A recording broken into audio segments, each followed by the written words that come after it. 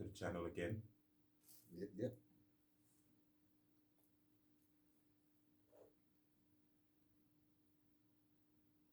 This is only for education purpose only.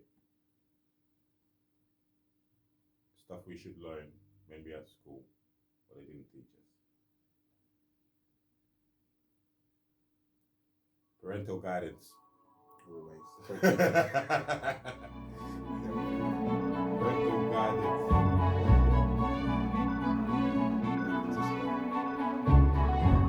So, if you see your name with the title Mr. or Mrs., or they use our name in uppercase, this is back to Admiralty law. The legal fiction is an abstract term to explain a concept, and so is the term straw man. With debt collectors, people assume when a debt collector comes round that they have actual power. They don't. They have no power whatsoever. They only have the power that you give to them. What are you doing? Film this, please. Don't obstruct me. I'm not obstructing you. Right. Show us the warrant. So we don't consent. You need our consent. That's the end of it. Do you mind telling me who you are? I won't tell you anything. So you're a police officer enforcing laws, but you don't know every law, is that right? That's correct. 90% of the crime, or 99% of the crime they perceive that is crime, is actually called victimless crime. There is no victims, and crime can only exist if there is a victim. You know, we've seen police officers more interested in becoming debt collectors and enforcing policies, you know, such as speeding tickets and fines and things like that, because they're easy targets. Once you comprehend the difference between lawful and legal, and ultimately what your legal fiction straw man is, the fear of debt collectors, police, and authority just goes away.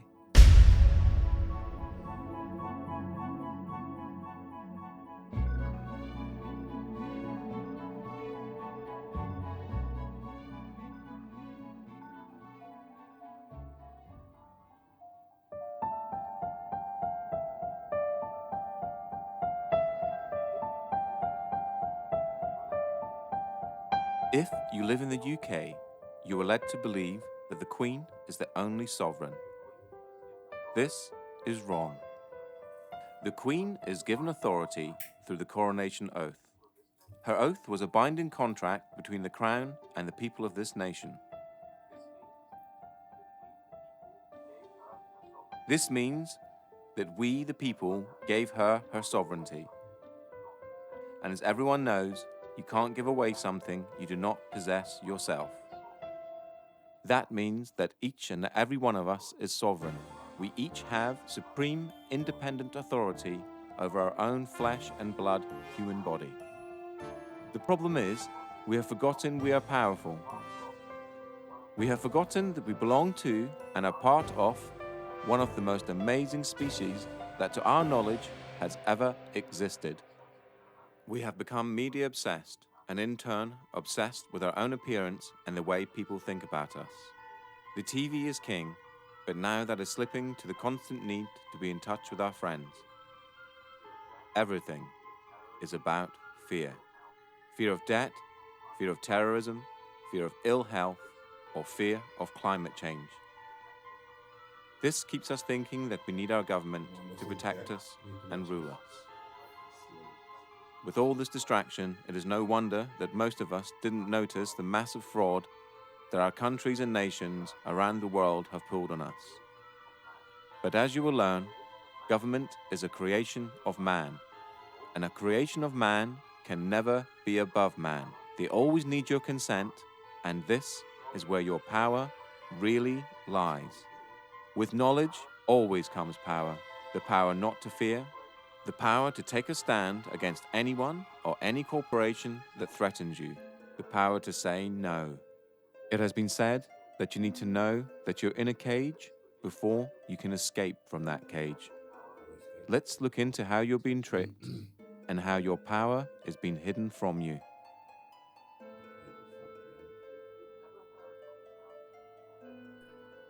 If you've never heard of the terms legal fiction or straw man, then what you're about to learn is something that sounds so astonishing that it couldn't possibly be true.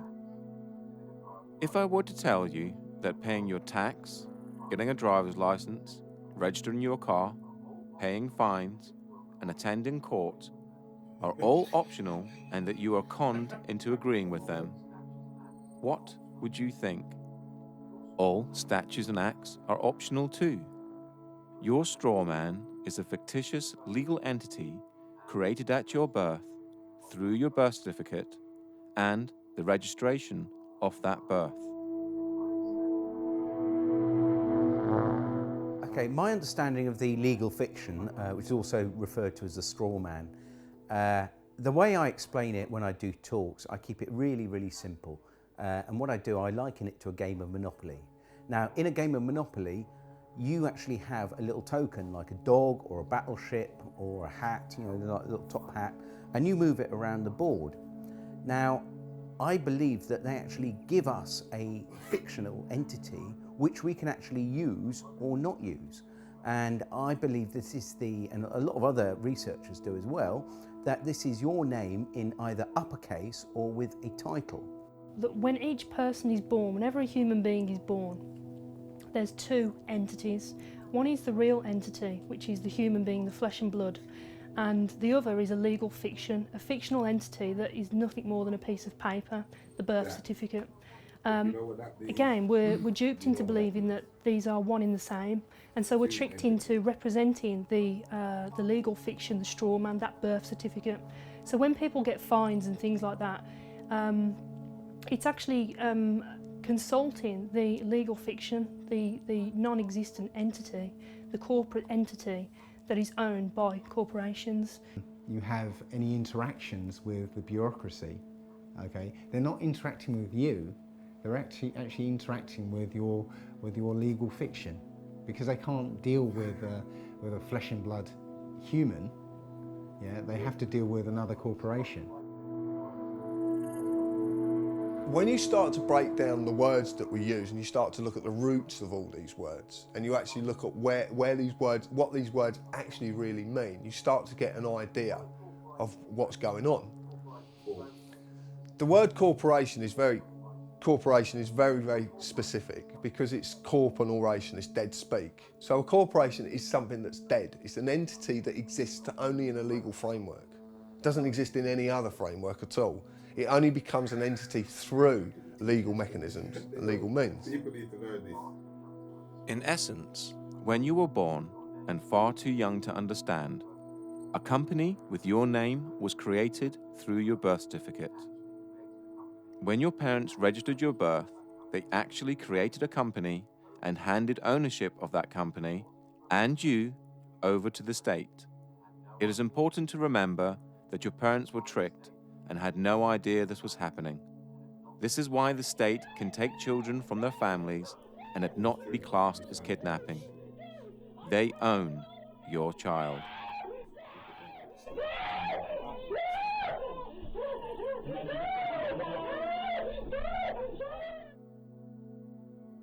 They own 1/10. Because they registered the child, they have 9/10. Possession is 9/10 of the law. But there's 1/10 floating about somewhere. And the government have claimed that 1/10.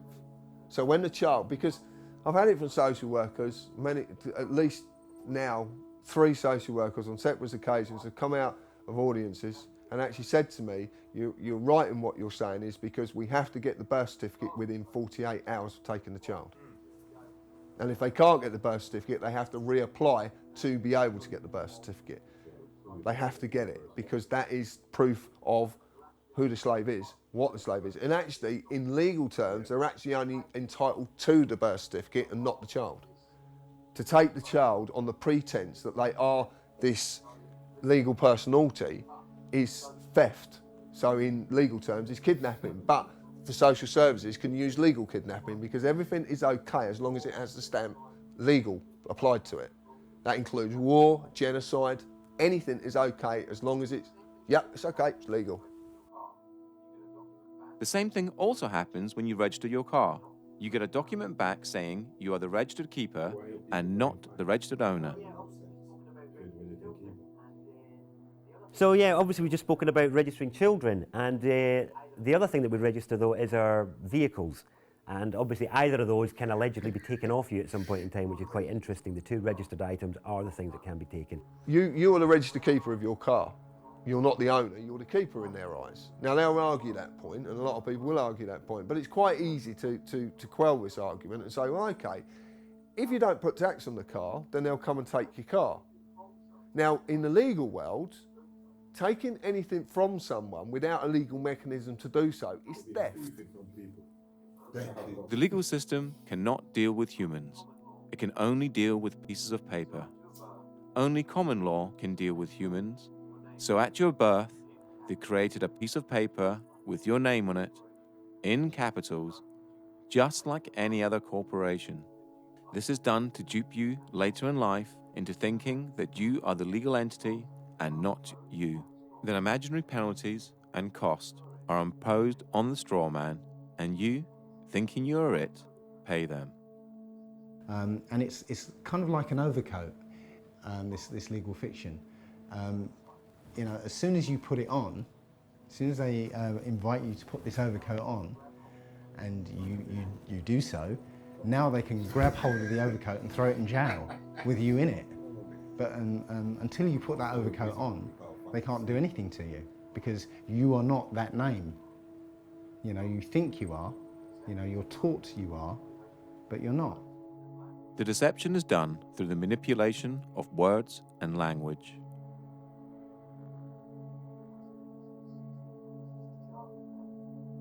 But that to me is legalese. It's just jargon that no one really understands, and because no one really understands it, no one ever questions it. We basically have a discussion that everybody is taught incorrect, but because everybody's taught incorrect, they believe it's correct. Legalese is a whole language of its own. It's a complete legal jargon that's not really designed for anybody to understand it other than those that are supposedly supposed to be enforcing it. And it's something that's so complicated that not even police officers understand what they're saying. What is wonderful is that they create their own language called legalese, and it has a completely different interpretation from English. You know, we're supposed to have you know, this sort of understanding that we were within the law, and yet they're not even using the same language as we are. The easiest way to understand legalese is to realize that there are many English words that have more than one meaning, depending on whom you are talking to. If I were to ask you what a person was, you'd probably say a human being, but that's you or I. If you were talking to someone in the law society, i.e. a police officer, lawyer, judge, etc., they have a different dictionary to you or I, and person could mean company or corporation, i.e. the legal fiction. You know, if you tell a lie often enough, it becomes truth, or certainly the perception of truth. So legalese is jargon that nobody understands other than those who actually come up with a jargon that really, really deeply understand it. And even police officers don't understand it, or magistrates, or even judges for that matter.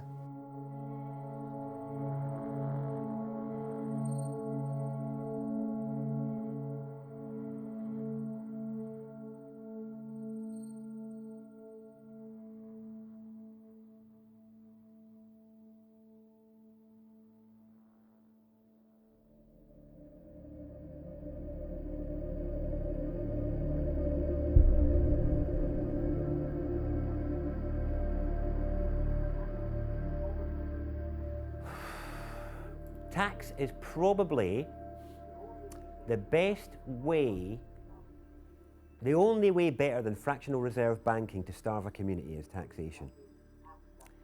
And it wouldn't be that case if the tax was actually spent on the people and on the land, but because it's not, it becomes a starving of the people. This again comes back to corruption.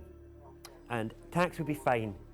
We'd be living in an amazing health service, incredible roads, all the rest of it, if all the money that went into the taxation pot was paid for what it was supposed to be for. My understanding is it isn't.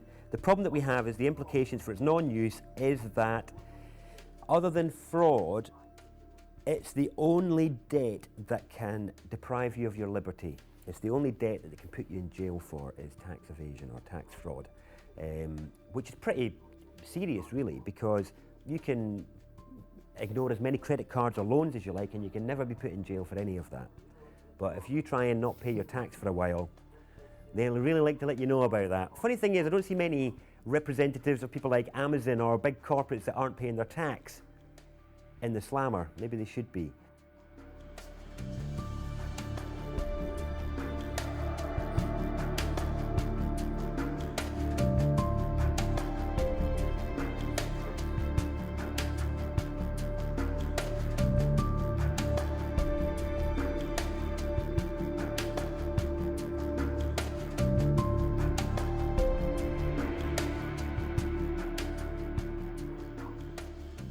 Income tax in the UK first started in 1799 as a temporary measure to cover the costs of the Napoleonic Wars. It is still a temporary tax today, which expires each year on the 5th of April and has to be renewed as a provision in the annual financial bill. Income tax was withdrawn in 1816, but was re-established in 1842 and has stayed since. Because of this, human beings are the only creatures on the planet that pay to live on it. The government does not own the product of your labor. If they did, you would be a slave. Since they do not own the product of your labor, then taxation can be defined as theft, or more accurately, extortion and blackmail. No man can own another, so no man can own the fruits of another man's labor. Most people will argue that it is a necessary evil and that it's legal because the government say that it is. How else would we pay for hospitals, police, roads, and so on? Well, reaching into your own pocket to help a good cause is noble. Reaching into someone else's pocket under the threat of force is despicable. Here is a quick analogy. I run a construction firm and I knock at your door and demand £10,000 to build an extension, or I'll take all your stuff and throw you in a cage. Essentially, that's what the government do when they tax you. They say they're going to supply you with services and protect you, but if you don't pay them, just like the mafia, they are the ones that come after you and use force and violence to get the money out of you. The trouble is, most people never look at these situations from these angles, and so rarely see the deception that is constantly being pulled over our eyes. A large percentage of all the tax you pay is used on war, bailing out the banks, and paying off the national debt. It has been calculated that 47% of all your income is spent on tax. You work 5 to 6 days a week and get to keep 54% of your wages. Then you have to pay for your mortgage or rent, gas, electricity, water, food, clothes, and that's just the basics. No wonder both parents have to work and work constantly, unlike families of just 50 years ago. You are a slave, and you're in a metaphorical cage that, just like Neo, you cannot touch, taste, or smell. A prison created by the mind of man. Governments essentially run human farms and feed you the perception of freedom. Governments do not make money within themselves. The government's primary function is to trick money out of your pocket and feed it into their business, so they can carry on with wars, deception, and human farming, all in plain sight.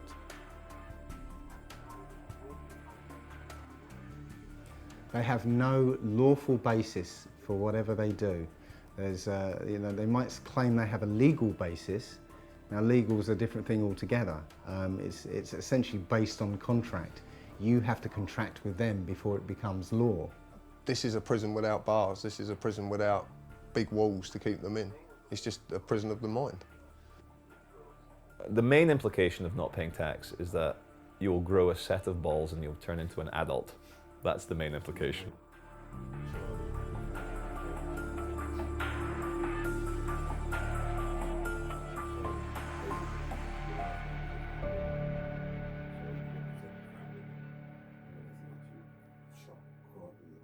The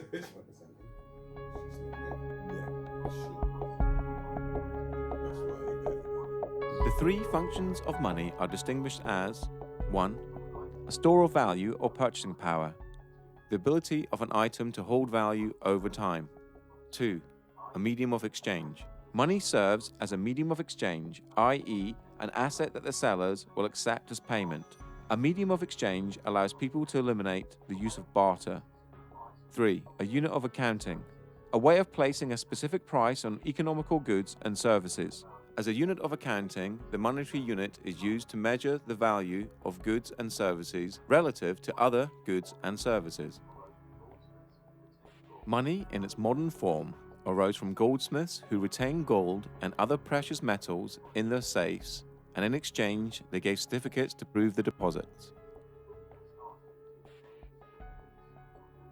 People then started to exchange the certificates for goods and services, and the goldsmiths very quickly realized they could make a lot of money out of just looking after other people's valuable goods.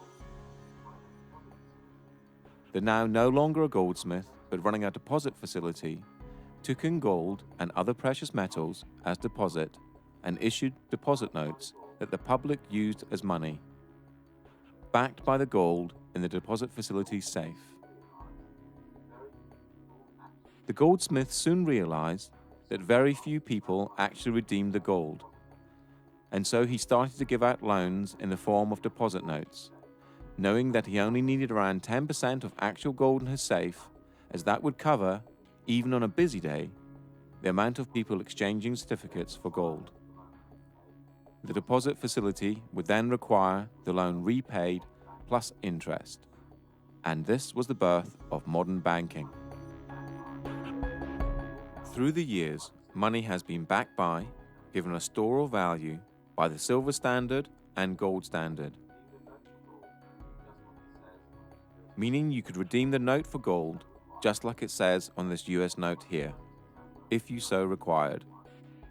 On the 21st of September 1931, the gold standard was abolished in the UK, and on the 13th of August 1971 in the United States.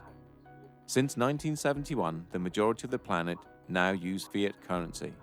Fiat currency is money backed by nothing and has no value. It only has value because it's decreed as such by the government, and more importantly, we all believe it has value. The only entities that have the legal authority to create money are the Treasury and the banks, and they create it out of nothing. Martin Wolf, the Financial Times chief economic commentator, said this: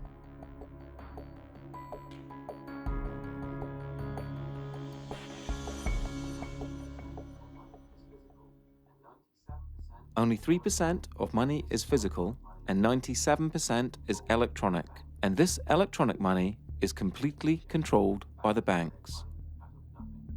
To repeat again, the banks create money out of nothing and then lend it to you and ask you to work using the most precious commodity on the planet, your human energy, to pay back the loan plus interest. Money is essentially a claim on human labor and can also be defined as debt. A debt is created for you to pay back. So why don't the banks just print money and get rich that way? Well, because they need you. They need you to create a promissory note in the form of an agreement. A promissory note is a species of money, and when you complete and sign the agreement, the document now has value, just like a banknote. So, at the heart of money lending is a massive fraud. You create the money with the authority of your signature and the creation of a promissory note that the banks then securitize, making them more money. Then the bank makes you believe you have borrowed the money and requires you to pay it back plus interest. Please remember this when you get to the section about debt later on in this documentary. During this documentary, you will hear people talk about promissory notes and bills of exchange. A promissory note is a promise to pay and is created by you, the debtor, and a bill of exchange is an order to pay and is created by the creditor. And they both have value. The way I try and explain the whole crux of the financial system is what I normally do when I'm doing a talk. I have a little bag of marbles. and I have 10 marbles in there if I haven't lost one of them. And so what I do, I sort of get the marbles out, show everyone, right, 10 marbles, put them back in the bag. I say, right, is there anyone here that can get 11 marbles out of this bag? And they're all looking at me like I'm mad. I say, well, that's how the banking system works. It's absolutely crazy, because what they do, they create a certain amount of money, but then they want more back. But hang on, that interest that they want more back doesn't exist. It can never exist. So two things have to happen as a result. One thing, the supply of money, or marbles, whatever we're talking about, has to increase. And not only does it increase, it has to increase exponentially, more on top of more. So it's basically, the curve is going up and up and up and up. The other thing that happens is people are always, it's like musical chairs. You know, if we all stand up and dance and then we all sit down, but a chair is taken away, somebody is going to end up on the floor. Somebody can't find that money to pay back because that money does not exist. And this creates the poverty and crazy competition and not enough to go around. And this is the biggest problem with fractional reserve banking. Well, you think about it, they don't teach us at school anything about money. I mean, money's about the most important thing in this society. Why don't they teach us anything about it? They can't. It's a confidence trick, yeah. You know, and it's 180 degrees from the way we think of it. You know, we think that money comes from somebody else, but it actually comes from us. You know, when you get a loan, they present you with a loan agreement, yeah. What do you think that loan agreement is?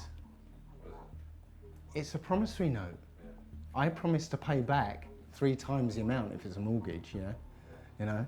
So what they do, that promissory note, they monetize it. They put it into an account and cash it.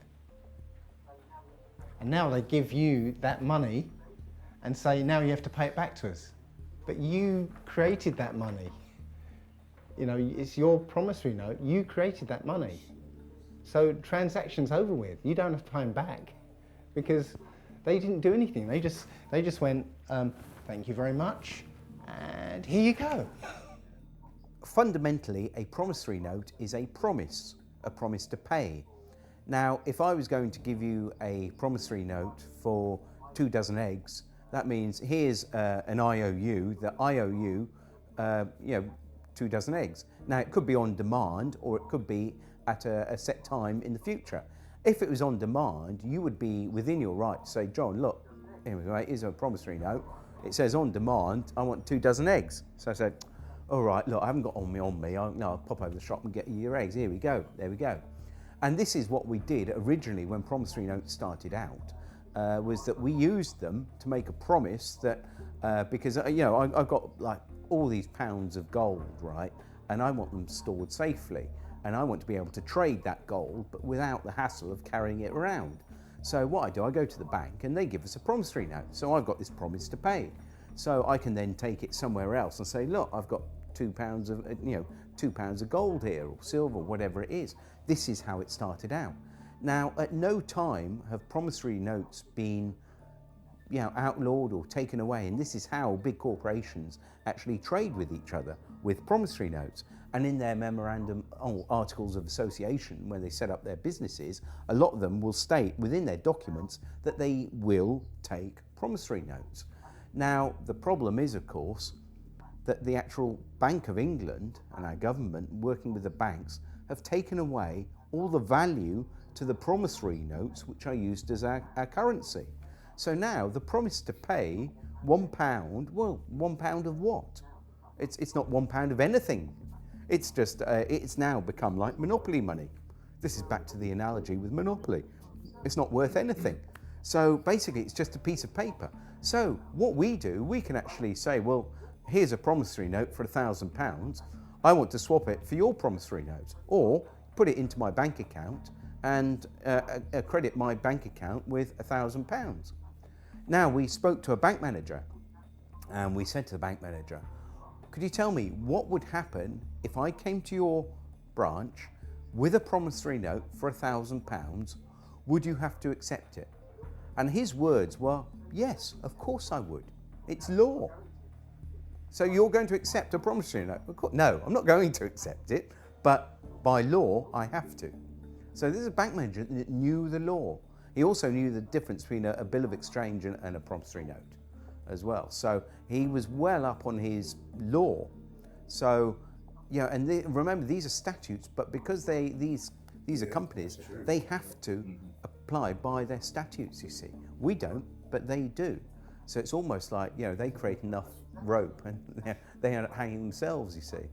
So it's actually, the statute is the way that we actually overcome them, I believe. But, Because this is evolving, so, as we do things, they do things to counter and so on. But this is evolving. The latest one is along with the remittance slip, other people have created a promissory note, which is literally a piece of paper that says, I promise to pay the bearer the sum of blah, blah, blah.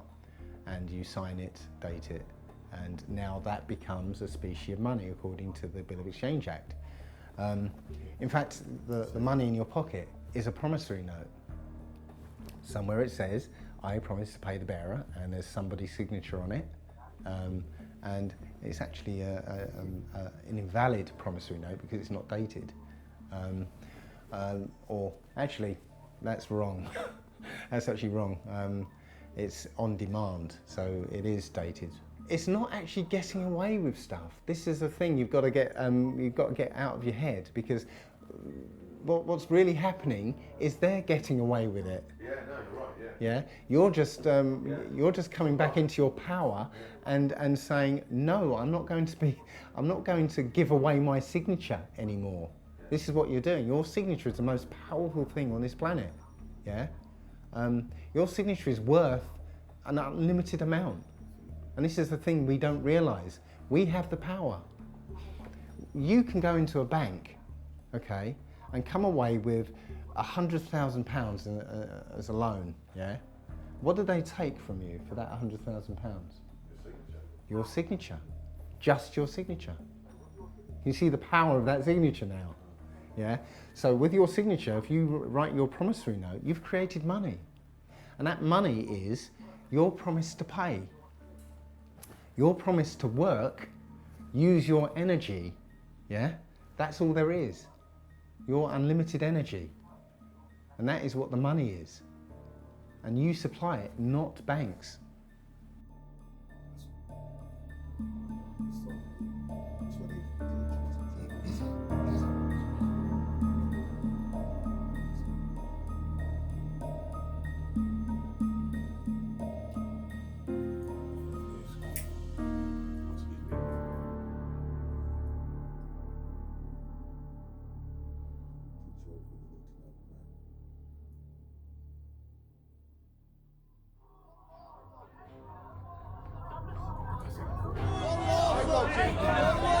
Don't assault me! Don't assault me! Walk back! Don't assault me!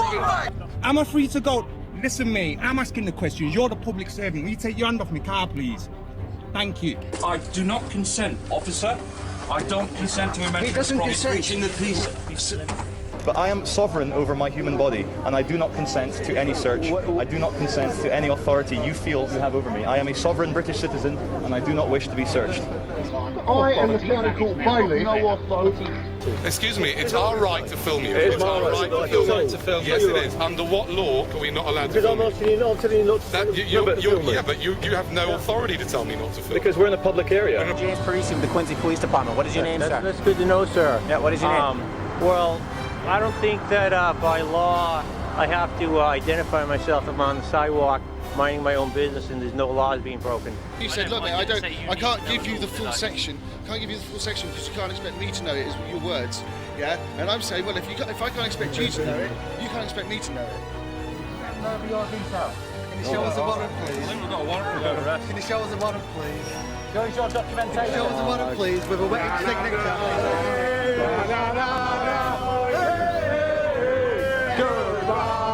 I'm not happy with this, mate, honestly. Okay, alright, well... Am I being detained right now? No, you're not being detained right now. Am I free to go? Sorry? Am I free to go? Not at the moment, no, because I need to... Well, am I being detained or arrested right now?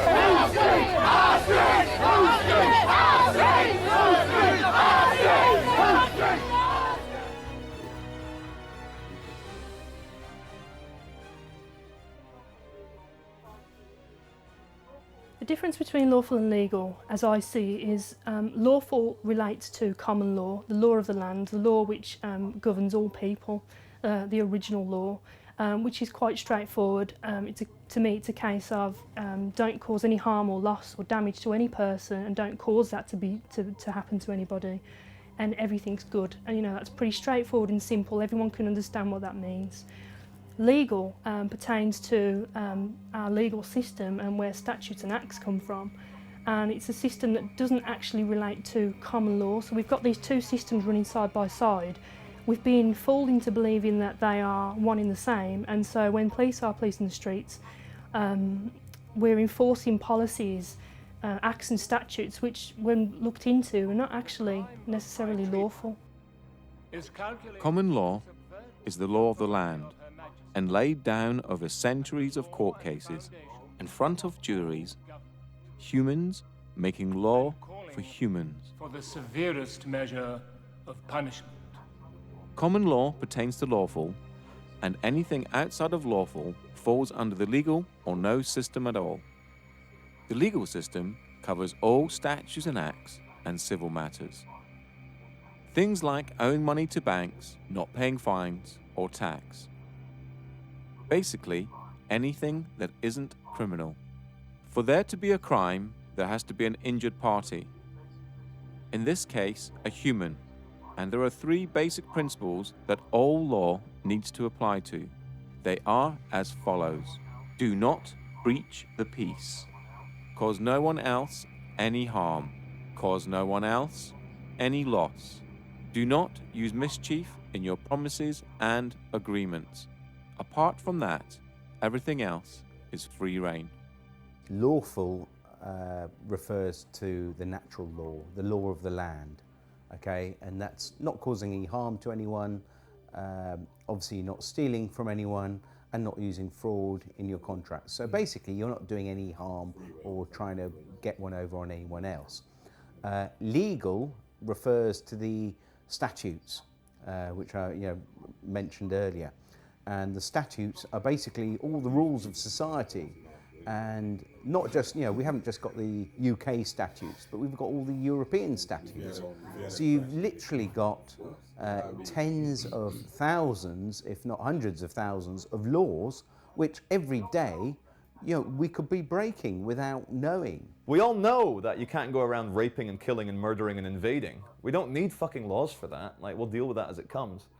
But anything other than that, what you want to smoke, where you want to live, where you want to take a shit, who you want to insult, not a fucking other adult on this planet. Like, what are you, my dad? Are you my fucking dad telling me what to do? Like, that's how I feel now when police or control freaks try and give it to me.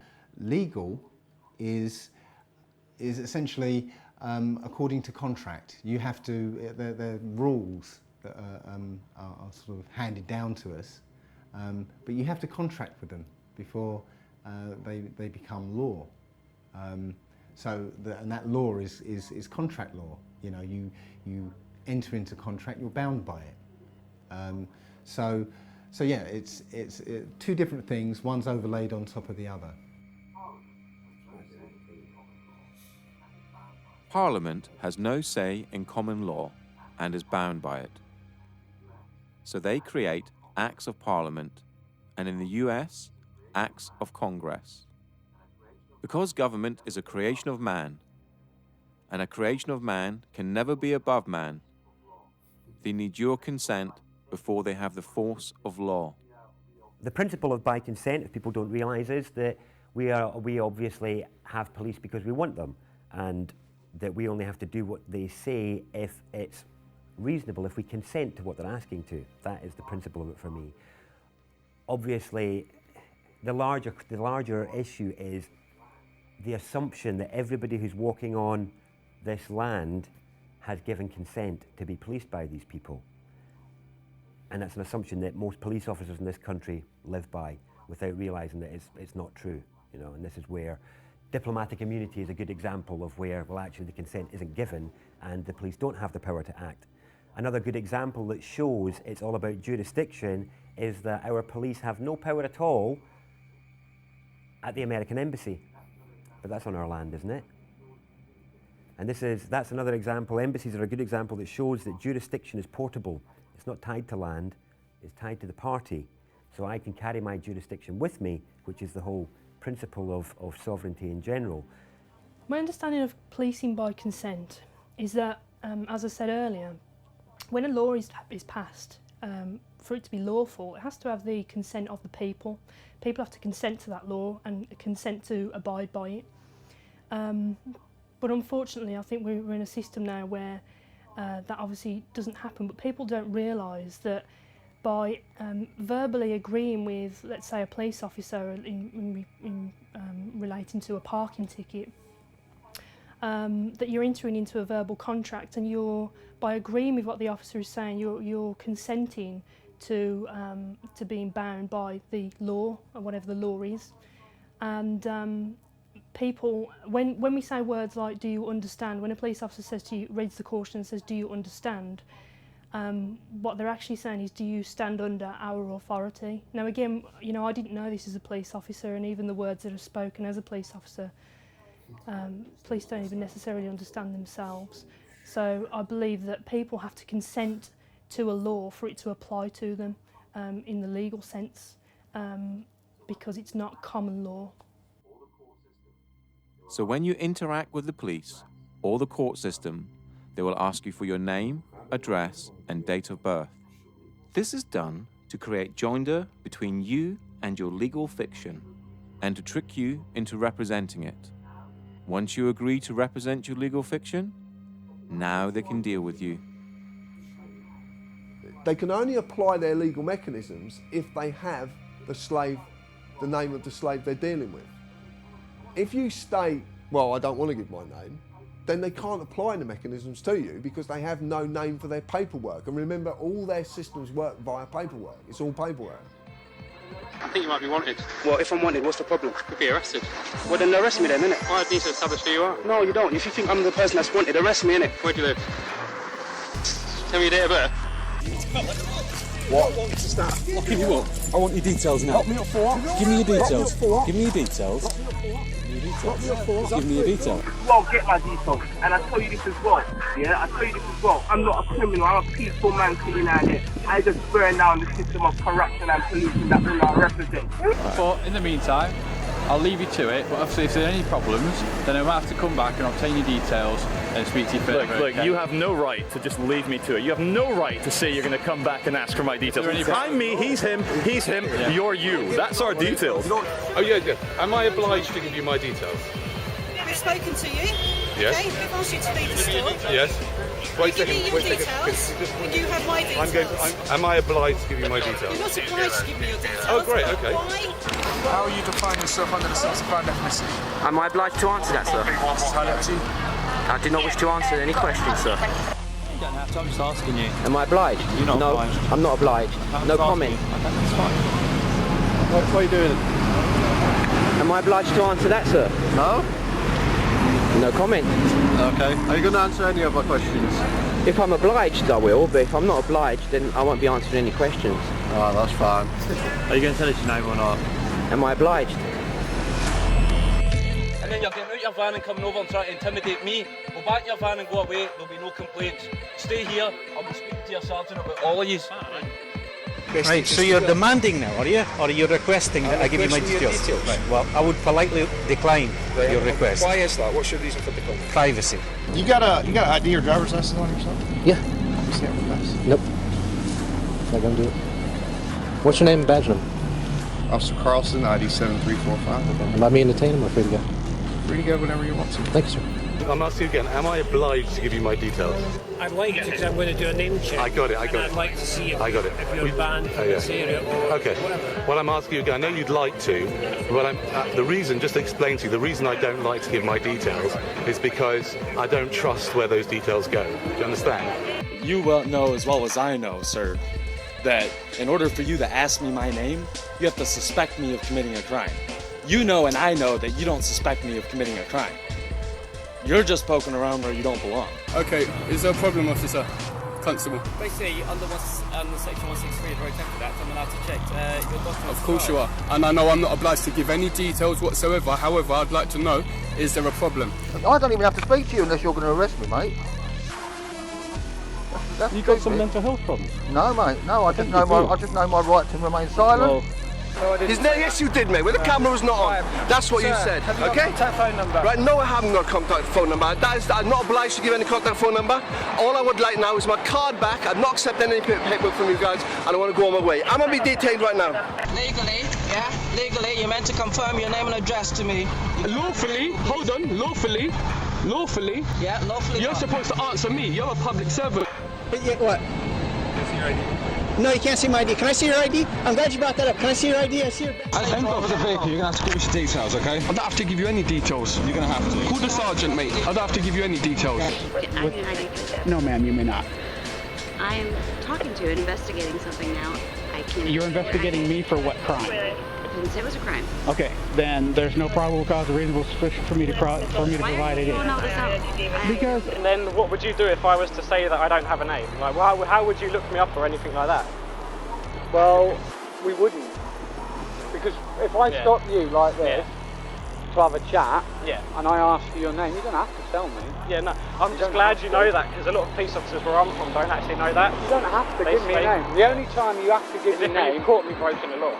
Or, well no, even then you don't, because you can be booked in as unknown. I suppose, I can replace. The only time you're legally obliged to give your name, address and date of birth is when you drive in a car. If you haven't broken any laws, you don't have to do anything. You don't have to interact with the police if you don't want to.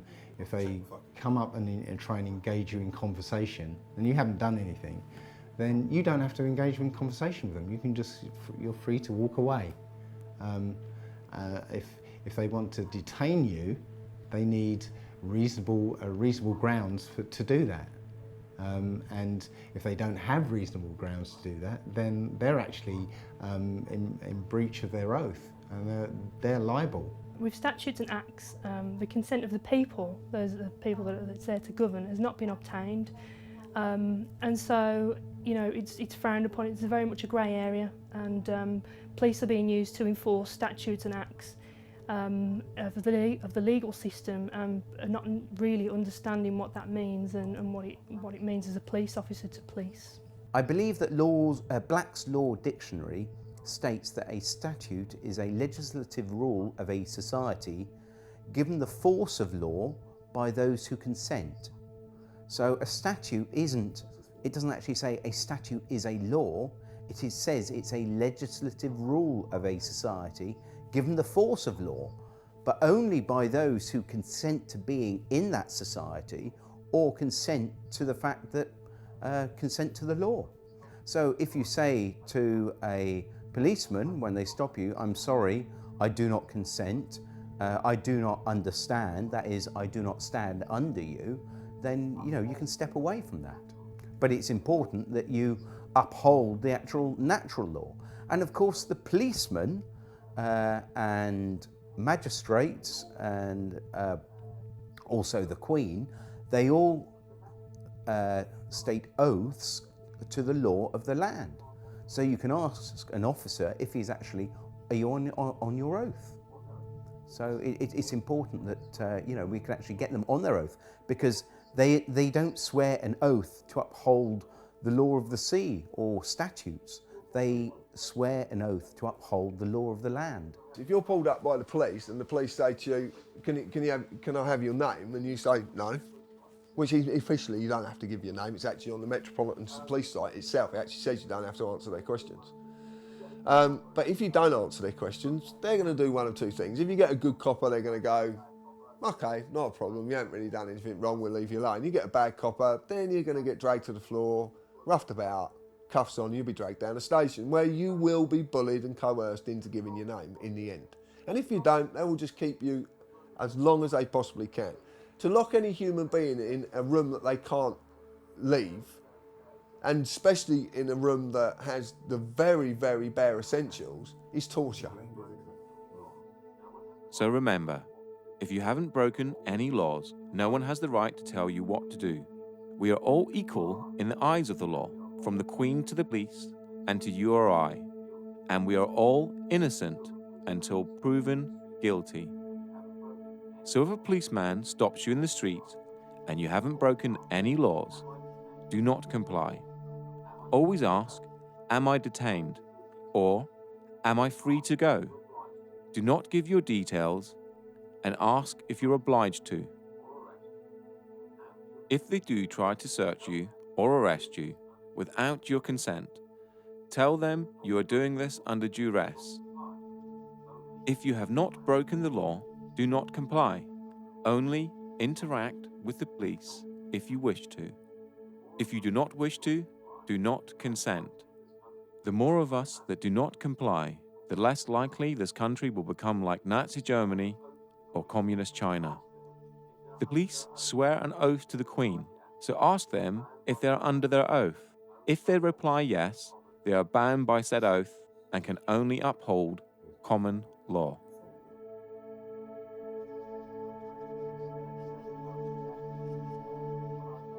This is certainly the most updated.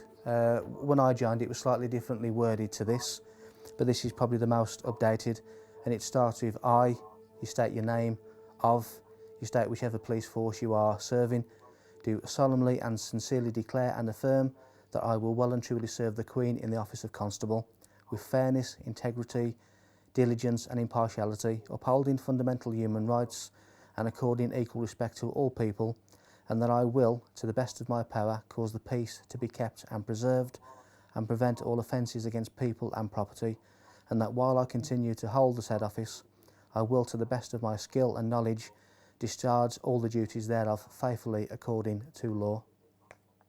That is the oath and attestation of a police constable. If you ask a policeman to say, are you on your oath, very often they change their, they actually realise what you're talking about and they change their behaviour because their oath was to uphold the common law of the land and not the statutes, not the law of the sea, which is the law of commerce. Because we realise that everything now is to do with commerce. When the policemen stop us, you're not wearing a seatbelt. Well, who am I causing harm to? Where's the loss or damage? It's crazy. And so they say, oh no, you're breaking the law. Well, I'm just breaking a rule, but why?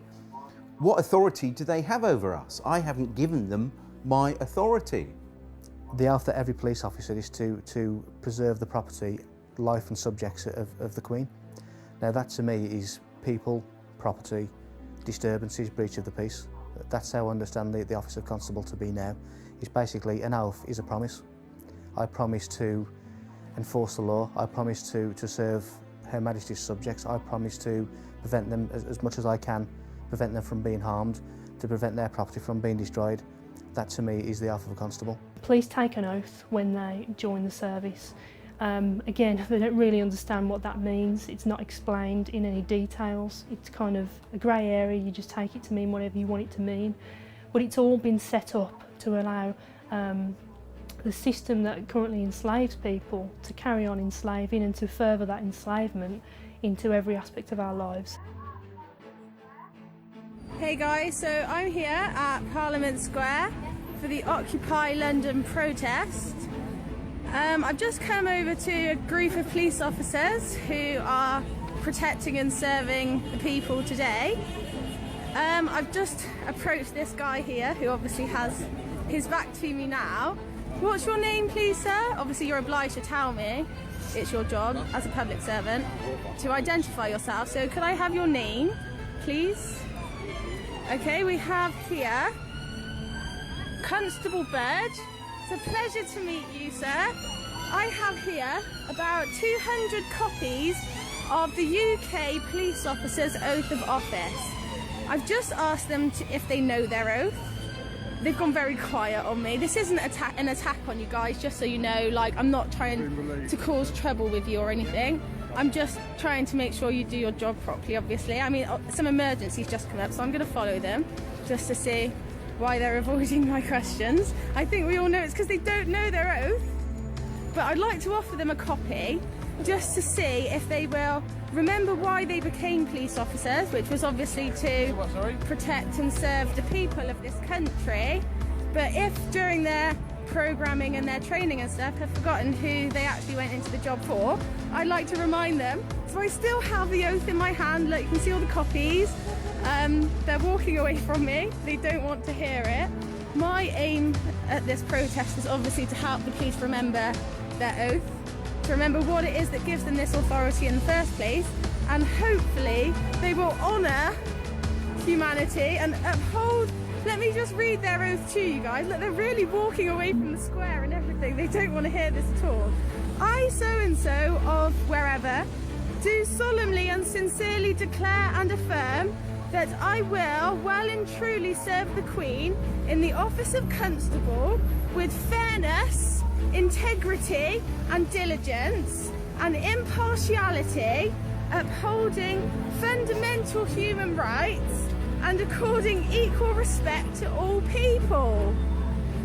And that I will, to the best of my power, cause the peace to be kept and preserved and prevent all offences against people and property. Sorry, where was I? Prevent all offences against people and property, and that while I continue to hold the said office, I will, to the best of my skill and knowledge, discharge all the duties thereof faithfully according to law. So could you now recite that back to me? This is going on the internet, by the way. Not even an acknowledgement from them, guys. This is what we're dealing with. They've just completely ignored all attempts and walked off to their van and gone away. What are we supposed to do? I'm not giving up. I've got about 200 copies of their oath of office that I'm going to give out to them, and I'm going to ask them to uphold it and say, will you honour this oath and remember why you started this job? And hopefully, fingers crossed, some of them remember that it's the people that they work for. So wish us luck, guys, because we're on a mission to convert these guys to truth and love. Wish us luck. Namaste.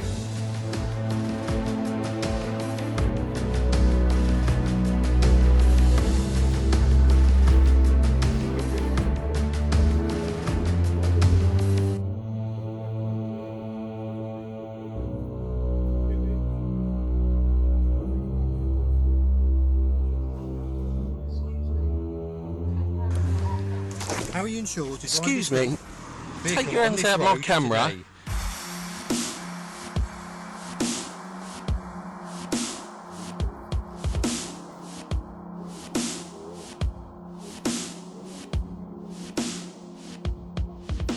So I've seen many sorts of videos on YouTube and the like recently where people have been filming encounters with police officers, and they've basically been told that they can't film. Well, if you look at the Metropolitan Police's official website, it actually states that you can film police officers.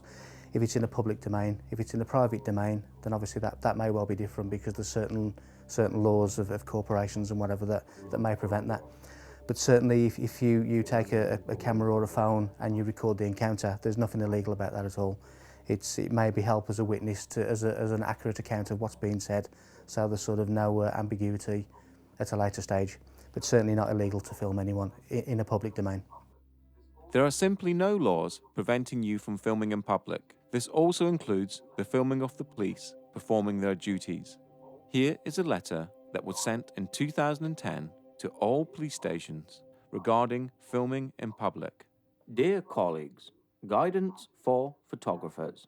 I am writing to you in my capacity as chair of the ACPO, Communications Advisory Group, which sits in the presidential business area. There have been a number of instances highlighted in the press where officers have detained and deleted images from their cameras. I seek your support in reminding your officers and staff that they should not prevent anyone from taking photographs in public.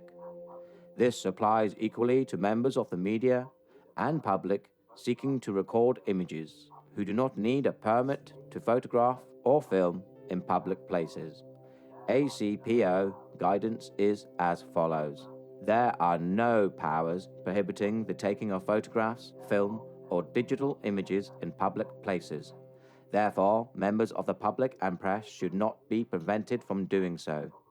We need the cooperation with the media and amateur photographers.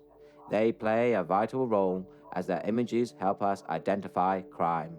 We must acknowledge that citizen journalism is a feature of modern life, and police officers are now photographed and filmed more than ever. Unnecessarily restricting photography, whether for the casual tourist or professional, is unacceptable, and it undermines public confidence in the police service.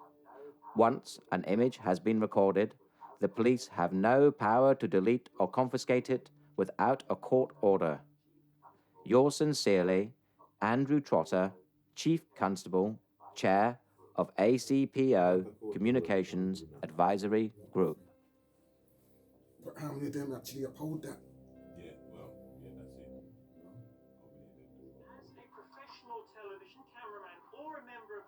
As a professional television cameraman or a member of the public, I am allowed to stand in the street and shoot. I don't need 4 police officers or wardens or whatever you are when I stop to do this. This is absolutely bloody ridiculous. And I'm fed up with every single time that I do this of being stopped and being questioned and being treated like some kind of criminal. Oh, for God's sake, this is Windsor Castle. There are 1 million people around here with cameras. Do you think a terrorist would stand here with a tripod and make it bloody obvious? Or do you think a tripod would just get a terrorist would get a home video camera out and shoot? It's obviously I'm wasting my time talking to you, sir. You clearly are. Thank you very much. Let me get on with my day. I'm not arguing, I'm asking you a question. Can I film anything in public, in the public? If it's against the law to film in public, then everybody with a camera would be breaking the law, wouldn't they? What is the actual law saying I'm not allowed to film you? Nothing. There is no law to say you can't. Okay.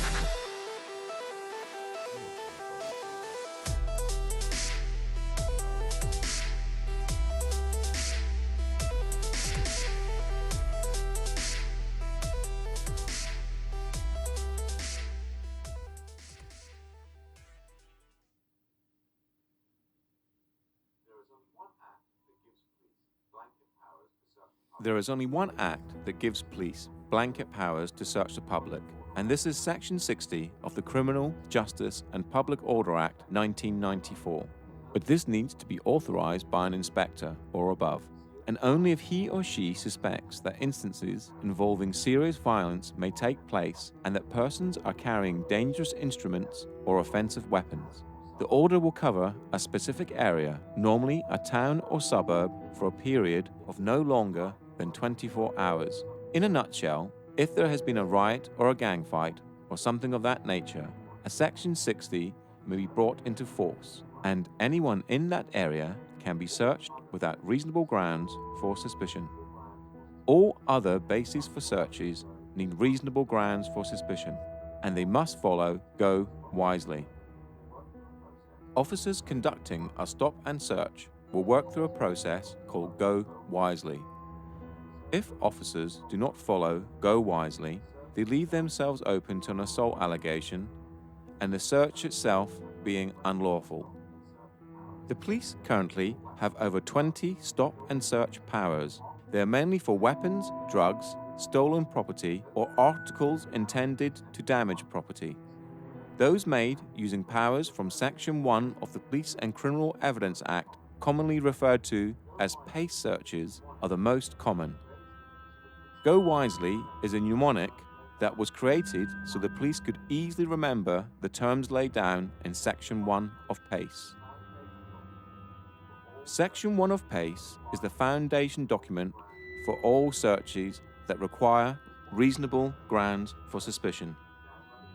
In this modern age, it is very easy to download the documents from the website supplied, such as Section 1 of PACE, a breakdown of Go Wisely, etc., and keep them on your mobile phone, so if you do ever have an encounter with the police, you have evidence straight away to show them that you know what they require to make the encounter legal.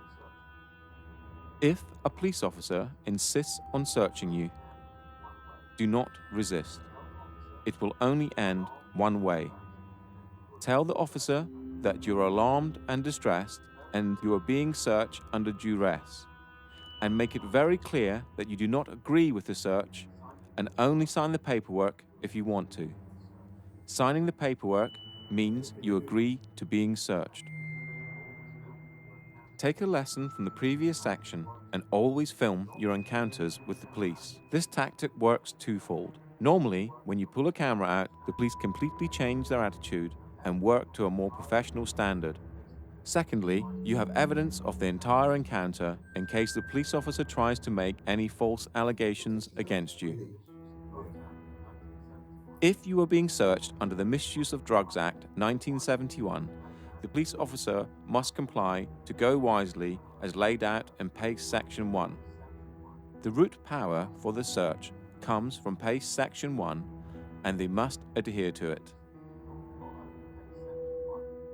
If the police do not follow PACE Section 1, then the search can be considered unlawful and an assault charge can be filed against the officer or officers, as with R v Bristol 2007, where the police refused to give their name and the station they were dispatched from. From the mnemonic, go wisely, the most important aspects for you to question are grounds, object, and lawful reason. Ask the officer what are the grounds for the search and the object of the search, what he thinks he will find, and what laws allow him to do this. This is important because the police have to justify why they have stopped you and record this, and asking the questions makes it harder for them to stop you without reason. The point to all this information is, the police cannot search you unless a Section 60 is in place, without reasonable suspicion. You can, in such cases as a drug search, refuse by not giving consent, as laid out in the Drugs Act 2005.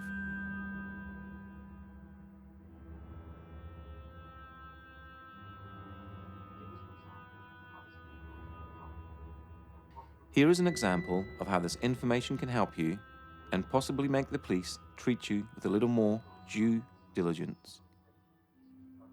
If I can be searched under Section 23, misuse of drugs. I do not consent to the search. You don't get a choice, my friend. What do you mean I don't get? Wait, hold on. I don't consent to the search, and you just told me I don't get a choice, yeah? Wait, you're telling me I don't get a choice, yeah? Wait. Because you're a public servant. I'm gonna let you search me after you answer my questions. You're telling me I don't have a choice, yeah? That's what you're saying. I don't have a choice, yeah? What I'm saying to you is I don't have a choice. No.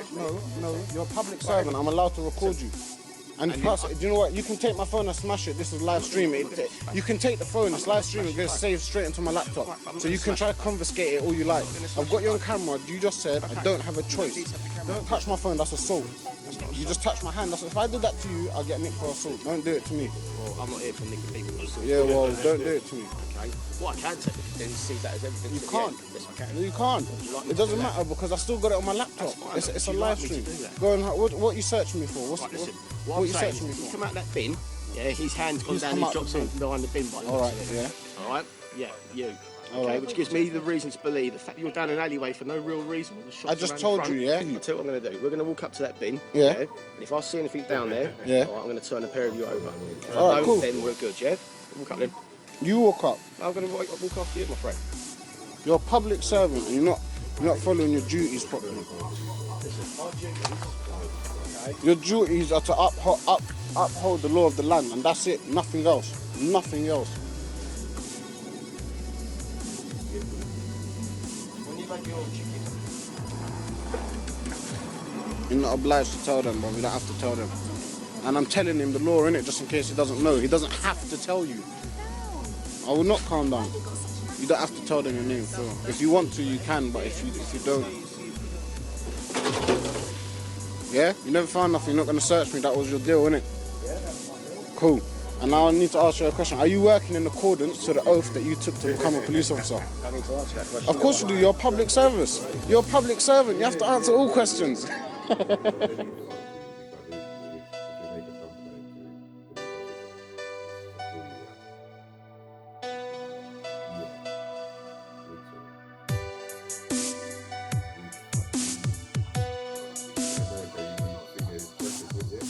How do you feel about being searched for knocking on the door? I feel like an animal. I feel like I'm being thrown against the wall and told to empty my pockets. Yeah?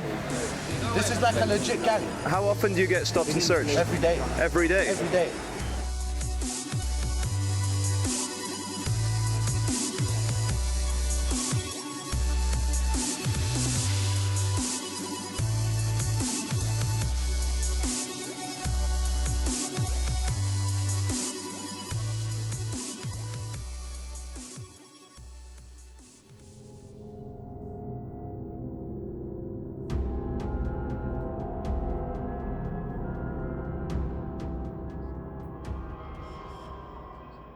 If you were being stopped by the police under Section 163 of the Road Traffic Act, which allows the police to stop a person driving a mechanically propelled vehicle, you could argue that you are not a person and that you're not driving, you are just travelling, which would all be true but will probably get you nowhere. They will then most probably move on to Section 164, which grants them the power to ask for your driver's licence, so they can confirm your details and that you're legally allowed to drive the car. Now, since this is an act we're talking about, there is no law saying that you must give your name, but by having a driver's license, registering your car, and paying road tax, you sort of agree to it through conduct, to the rules of the Road Traffic Act, that is. The best advice here is to stay in your car and roll your window down, just enough so you can hear the officer and they can hear you. The police have no right to ask you to step out of your vehicle. Ask them why they have stopped you. If they reply Section 163, Section 164, or Section 165 of the Road Traffic Act, it is just to check documents, so give them your license or give them your details. If they require any further details, for example, your insurance documents, ask them for a producer. This is laid out in Section 165 and allows you 7 days to produce documents at a police station of your choice. This could also be the key to not having your car towed if the police cannot confirm you have insurance. It is clearly laid out in Section 165 that you have 7 days to produce your documents before it becomes an offence. The police have no right to grab your keys out of your vehicle if they are stopping you under Section 163, 164, or 165 of the Road Traffic Act. If you wish, respectively decline to answer any other questions. Officers have to be in uniform to enforce the Road Traffic Act, as it is a statute.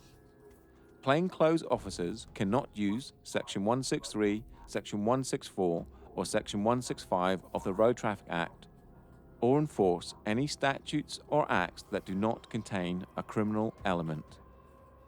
Through extensive research, the makers of this documentary now believe that the majority of pace, stop and searches and stops under the Road Traffic Act, Section 163, are for intelligence gathering purposes, and this is why they are on the increase and officers are not trained or forced to remember the wording of individual acts, as it would contradict with what they are doing.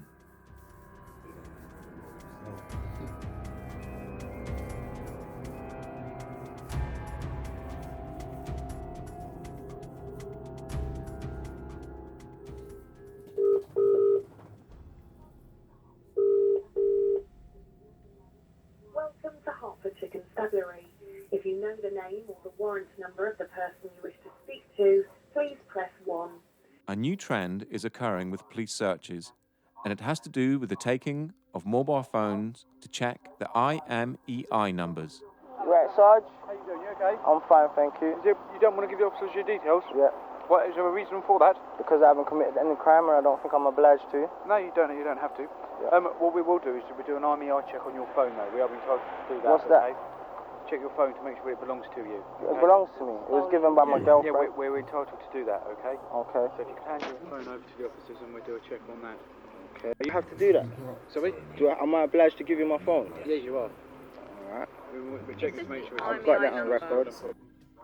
Now everyone has a mobile phone, and I would think it very difficult for them to say they had reasonable grounds to suspect that the phone was stolen, unless the officer's information was intelligence-based.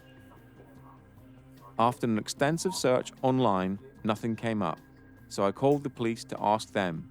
Here is that conversation.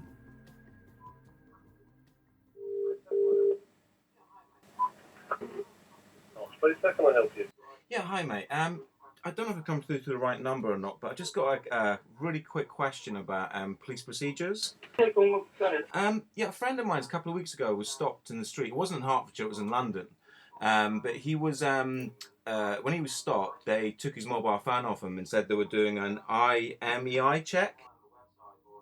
What is the legality behind that? Because I couldn't see anything online on the website or on the police website or what act it is or what powers they're using to do that. There's no particular powers required to do that. If they believe that it could be a stolen phone, or they're checking the legality of the phone to check that it isn't stolen, then we have a link with the monitoring company that provides the EMEI numbers. Oh, okay. So there's nothing I could find online that actually says this is a part of a pace or part of an act or anything like that. It's just quite legit. No. It's the old-fashioned sort of, the old term used to be such and deal, you know. Yeah. If they've got reasons to believe, then they're in their full rights to check the IMEI number. If there's no problems, return it. If it's stolen, then deal with it. Okay. Can someone refuse, or is it mandatory? Yeah, you can refuse. But if they've got reasonable cause to believe, then they can take the phone and the person to the police station for further inquiries. As you can hear from the conversation, the police need reasonable grounds for suspicion. That means they must suspect that your phone has been stolen before they can take it and perform an IMEI number check. This seems to be a new police tactic to try and gain your details through underhanded and mischievous means.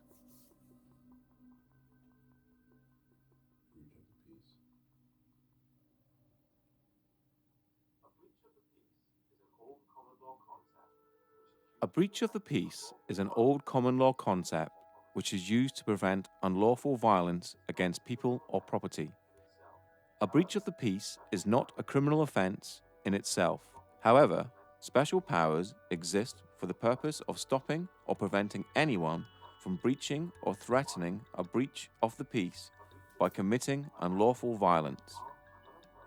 A breach of the peace are actions which harm another person or harm his property in his presence, are actions that are likely to provoke such harm. A breach of the peace may occur on public or private property. There is no criminal offence for breach of the peace for which someone can be prosecuted. The power exists to prevent a breach of the peace. An arrest can be made, but only to remove someone from the situation or if an imminent breach is reasonably anticipated. This means that if you are arrested for a breach of the peace, or to prevent a breach of the peace, you cannot be charged or prosecuted, as it is a preventional power. A breach of the peace is covered more extensively later in this documentary in the section regarding bailiffs.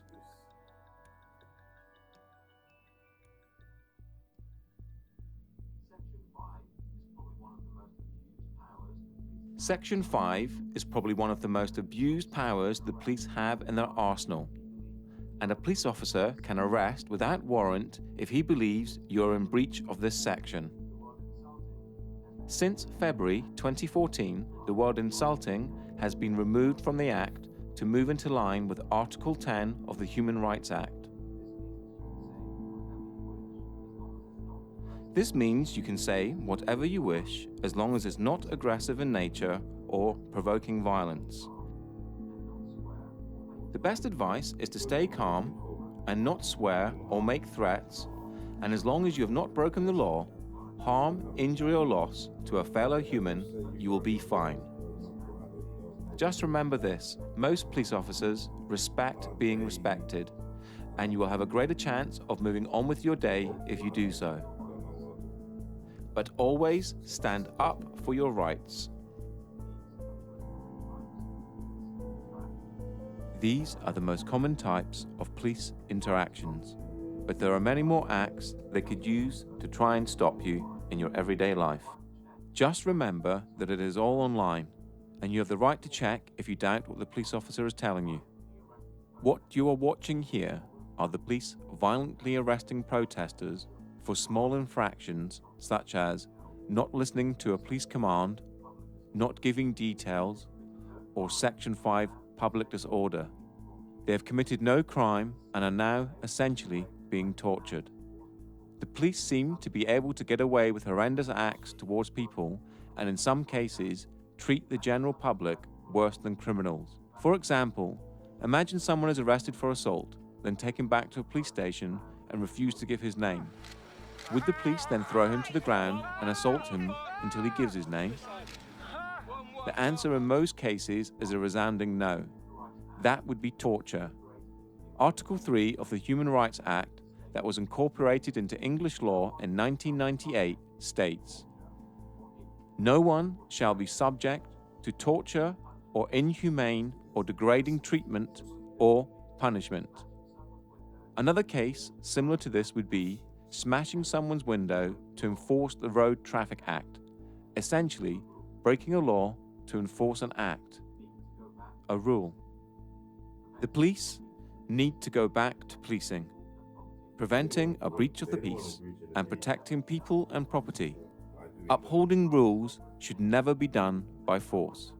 You are a sovereign entity, and no one has the right to tell you what you should or shouldn't do or how you conduct your life if you haven't broken any laws. If someone had that power over you, then you would be a slave. Think about it.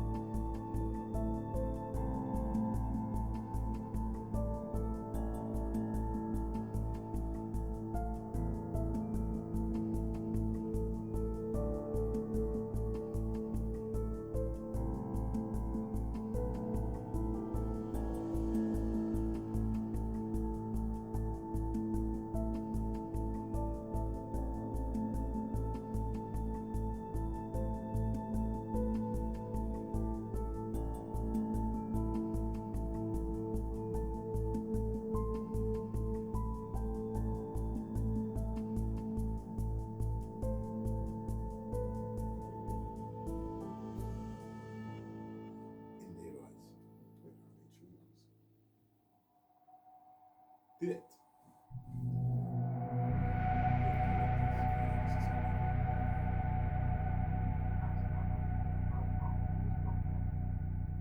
As covered in the first part of this documentary, money does not exist. It is a figment of our imaginations and is backed by nothing. When you borrow money from a bank, they don't take it from their vault and give it to you. Instead, you fill out an agreement, sign it, and they tap on their computers, and hey presto, the money is brought into existence. For a contract to be legal, it must have equal worth. The bank basically give you nothing and expect you, using your own human labor, which is the most valuable commodity on the planet, to work to pay it back. This alone renders the contract void. Debt, and the whole industry associated with it, is central to the control system that surrounds you. Possibly the only times that you feel intimidated in your life is for police encounters for non-criminal activities and when you owe money to a creditor, and then consequently the debt collectors or bailiffs they send after you. How, in 2015, do we still have scenes like this? Contracts and debt can never be remedied by force. We will show you that debt collectors and bailiffs have no powers, except in very extreme circumstances, and only as a last resort, meaning everything you're watching here is completely unlawful. Even when force is authorized, it is classified as reasonable force and cannot be used against a human. Owing money is not a crime, and you can never go to prison for not paying a debt. The whole of the debt industry runs on fear and ignorance. So now when debt collectors call, the first thing, well, not that they call me anymore, but if they did call me, I think now the first thing I would do is say, thank you very much for paying off my debt. That's really kind of you, you know. And they say, what do you mean? I said, well, you bought my debt. You might have only paid 10p in the pound for it, but as far as I'm concerned, you've paid off my bank account. Thank you very much. I really appreciate it. So yeah, and the great thing is you can have a laugh with them, you know, because you don't take it. You know, what happened when they first started calling me, I used to get really nervous and my voice would start going all wavy and, you know, my heart would start going and I'd be on the phone to them because I felt really guilty because I felt I'd done something terribly wrong, getting into debt, you know. And then I realised that the whole system is designed to get us into debt and designed to, the fact is the debts can't be paid off. And every single politician that comes on the television and says, oh, we've got to make cuts and, you know, we've got to do this and they're trying to cut our little local hospital down here in Swanage. Well, the fact is that it doesn't matter how many cuts we make, we can never pay off the national debt. Or we can't even keep up with the interest on it because it's growing exponentially. And so this is all part of this control mechanism to keep us poor, to keep not enough to go round. When in fact, you know, if it wasn't for the money, we would have complete abundance. With debt collectors, people assume when a debt collector comes round that they have actual power to do something to you, anything to you. They don't. They have no power whatsoever. They only have the power that you give to them. They're kind of like third-party, you know, strangers, interlopers. You know, they're kind of interfering in your financial affairs. You know, you didn't contract with them. You know, you don't know who they are. They've just turned up on your doorstep, demanding money. You know, who are they? You know, so what they do is they bully you or trick you into contracting with them. And if you contract with them, now you've got a contract with them. They can chase you for money and hound you for money. They'll have a legal right to come after you, but they have nothing until you give them that. And one of the tricks they do is they might say, yeah, give us £1 a week or £1 a month. Yeah, just give us £1 a month. You know, that sounds kind of reasonable. You know, especially if you really genuinely believe that you have a debt to pay. Yeah, yeah, it sounds quite reasonable. But as soon as you start paying them £1 a month, you've just said that you owe them something. So you've contracted it with them. So now that you have to pay them the amount, and that's what usually happens. They'll come after you for the full amount because now they have the authority that you've given them to chase that amount. I've got very little time for debt collectors. I think I've called them everything from the detritus of the human psyche to the scarred baton bearers of old that would wait around the corner waiting to pounce on the innocent and the unwary and those unable to defend themselves. Because the funny thing about debt collectors is, as soon as you show you know what they're talking about, they disappear.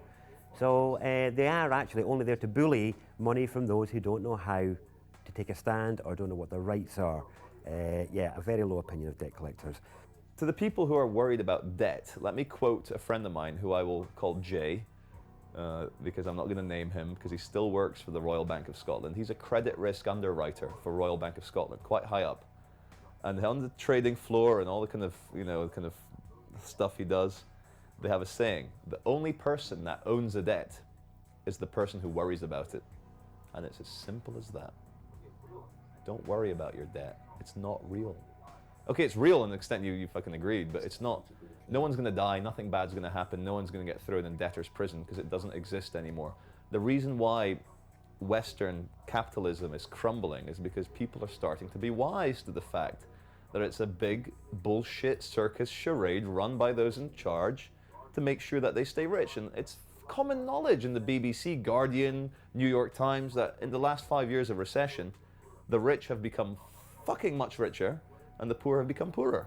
If that's not enough cause for revolution, I don't know what is. But people, the only thing that holds people back with anything is fear. My advice to deal with debt collectors or to deal with anybody else is get informed. If you understand what you're talking about, you have a much more powerful position than if you don't know. If you don't know what you're talking about, you are at the mercy of people who pretend to know what they're talking about.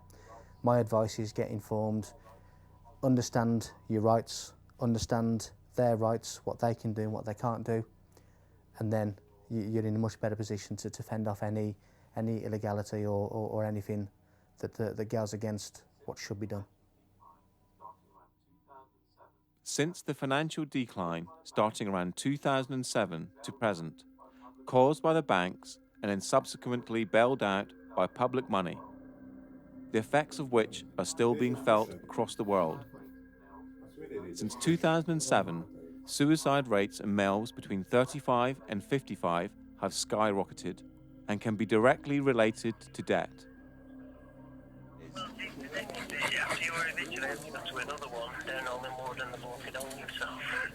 Oh, right, right. So you had to go to another eviction in Hollywood and the bloke had hung himself? Oh my Oh, gosh. no. It's not good, is it? Really? It's not Seriously? good. Our heart goes out to Bloody everybody. hell. Everybody. Right, well, I'll just make this question. That's what they're doing to people. This is what's going on. Have you finished it? Right, today? Also, suicide rates in postgraduate students has risen drastically and can be directly attributed to debt. Before we continue, you must realize that no one has power over you. The system that surrounds you is just an illusion, created by the mind of man. Owing money or breaching a contract can never be remedied by force. And in this game of cat and mouse, knowledge is your most powerful weapon.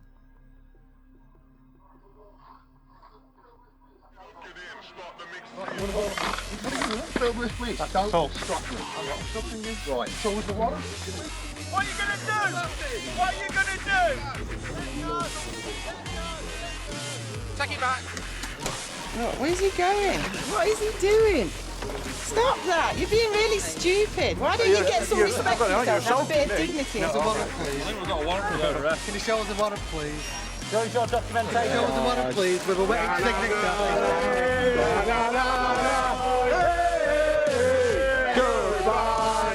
Okay, no, sorry, I'm just asking you as a human being to another human being, my dear. I just wonder what would motivate people to work for debt collection agencies. Because all you do is hassle poor people. So you can't get, so you've not got the original credit agreement with a wet ink on it, so you've got no proof of claim. Have you got the deed of assignment, mate? Well, the reason is, all the other debt companies before you tried to get some money out of me and didn't manage it. I'm just wondering what makes you think that I'm going to pay you anything? So what the council's done is handed it on to a different set of private bailiff called Marston, High Court Enforcement Officers and Certified Bailiffs. Right, I'll just tell you something now, right? Council tax, yeah? You cannot force entry. Go and bully somebody else. Yeah? I hope you enjoyed wasting your time. See ya! See you later. Bye. See how fucking quick. Hey, see how quick you just fucked off.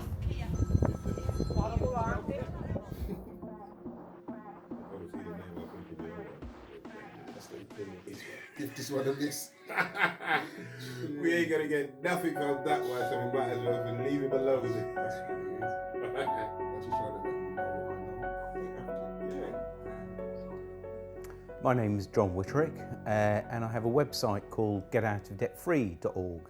And basically what we do, we help people realise that the whole banking system is basically fraudulent, and we offer them the tools to actually challenge a banking system and basically get themselves out of this fictitious debt. The services we offer are, we offer template letters. We also offer start off with, if you're working with debt collectors, if you're dealing with debt collectors, we've actually got a very simple way of dealing with them, which is basically a addressee not recognised, return to sender, because it will always have your name either in uppercase letters, or it will have a title called Mr. or Mrs. And you can say, well, hang on, that's not me, I'm not the title, I don't spell my name in uppercase letters, so the addressee is not recognised. So that's one way. The other way we deal with the banking system or debt collectors is basically say, well, where did the money come from, and have I got a valid contract with you? And if I haven't, and if you can't prove that I have, then we are agreed to the following terms. And we send out a series of letters about 10 days apart. So, but it's, you know, it tends to prove to be very successful. What it was, I used the method myself quite a few years ago, and was astounded how easily that actually these companies just gave up. And so all I did, I got a website together and actually shared this information. GetOutOfDebtFree.org is a site that has been set up to help people dealing with the agony of debt. And the template letters just need you to adjust a few details and they're ready to go. Get Out of Debt Free has already helped thousands of people to get out of debt, and the combined amount of money saved so far is over £12 million. And that's just from the people who have reported their success to the site.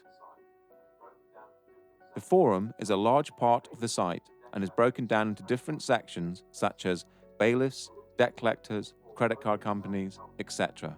It is full of people who will fall over themselves to help you, and with a wealth of knowledge and experience that will make sure you are not alone.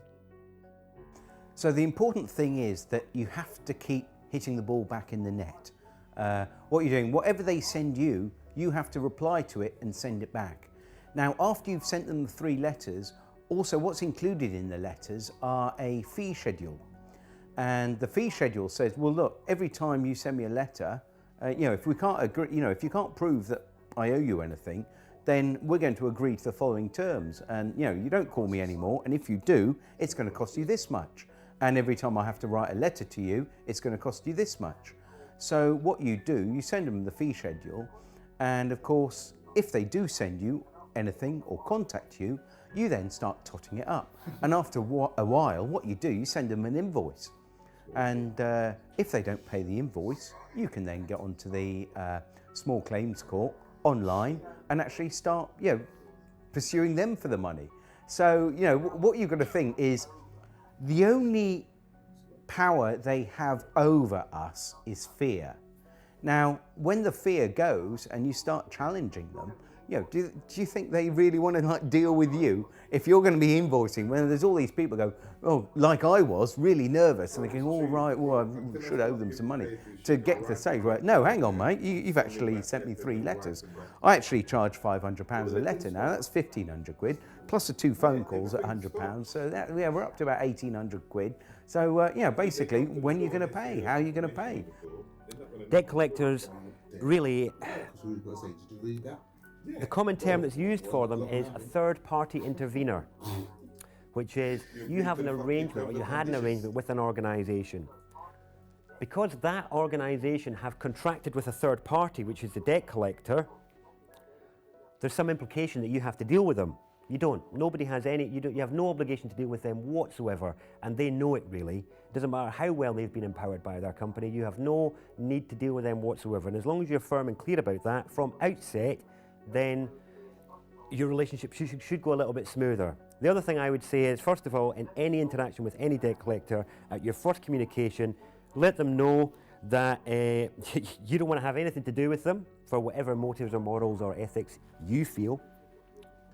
But also let them know that any future time they take of yours will be charged, and let them know that that is the terms of your engagement with them, and you can set your charges as you see fit.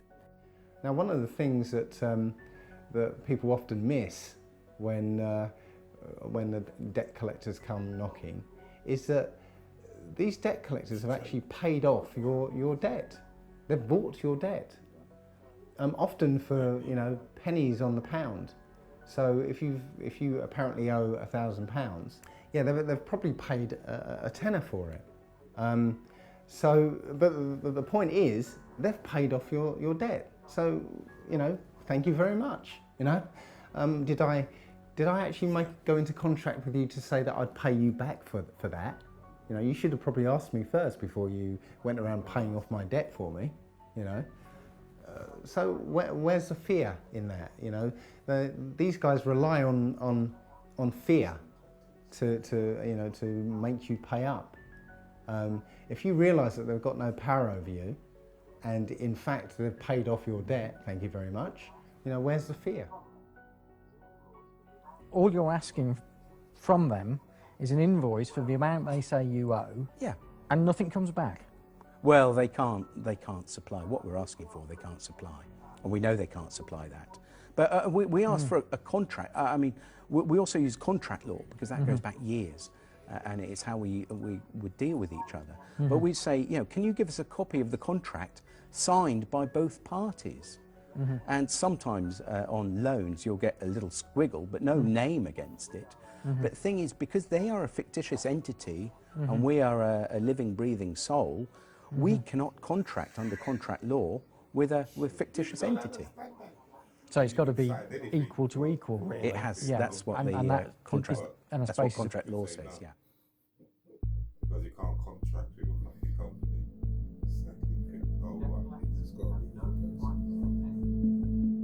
Debt collectors have no rights of entry. If they turn up at your door, they can only negotiate how you will pay, nothing more. If they make threats pertaining to more power than they actually have, then they are breaking the law. Normally sending the 3 letters as described in the previous section, plus an estoppel, is usually enough, and it works in nearly all cases. If an agent of a debt collection company turns up at your door, you do not have to deal with them unless you want to. The best thing to do is to not open the door and wait until they go away. If you open the door, go outside and close the door behind you. Take your phone and film the encounter. Tell them you do not want to deal with anyone at the door or over the phone, only by post. Ask them to leave your property, and if they don't, or make threats, call the police. They will have no warrants, so the police must ask them to leave, as it is a civil case. They have no power, only empty threats. We deal with bailiffs quite differently from how we deal with debt collectors. So if bailiffs suddenly say, oh, we want some money, the first thing we would do is, if they normally contact you by post first, and we would just make a differentiation. We're talking about not court bailiffs, but we're talking about private bailiffs.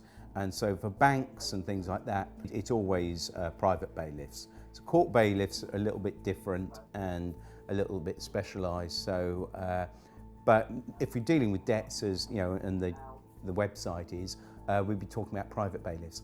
Now, the thing is, they actually have very, very few powers, if any.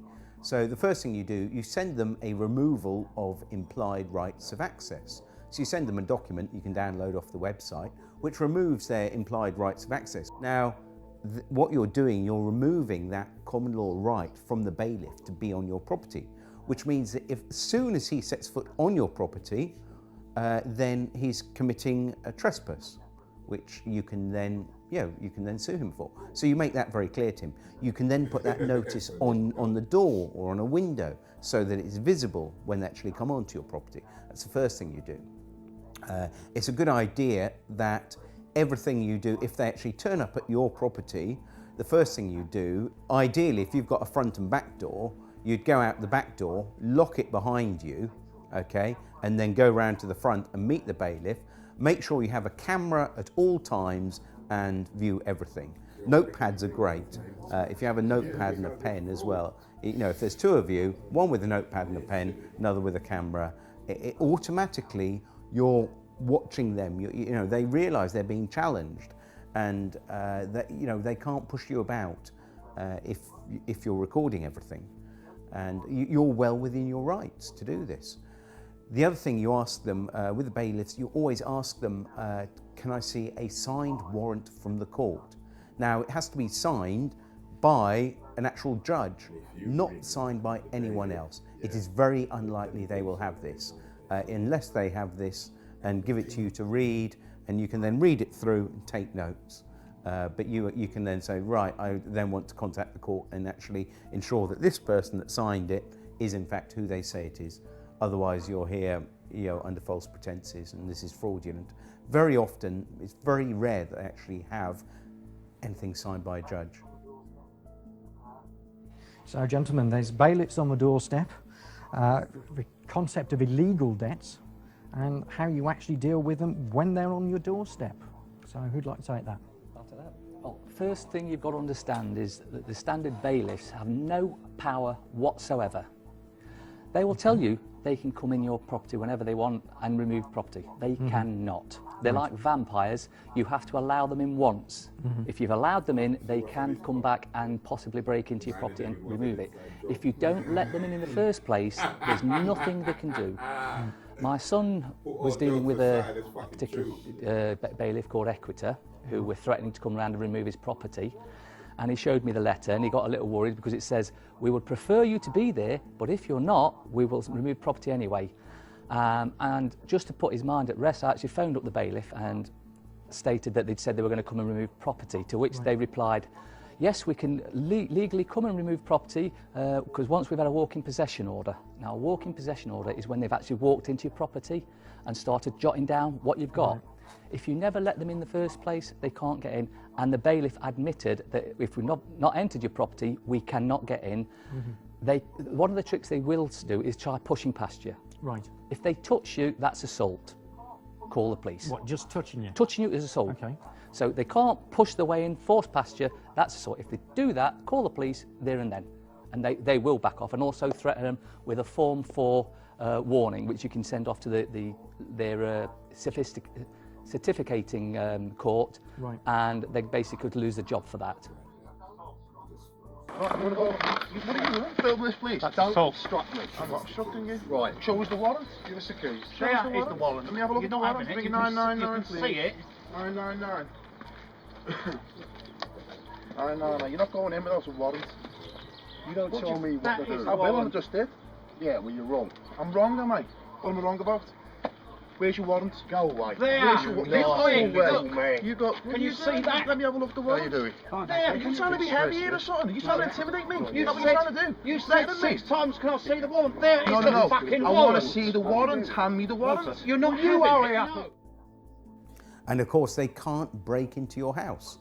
That's the other thing. Everyone thinks, well, they can't. You can let them in. Once you've let them in, basically they can then go in again. But what you do not let them in.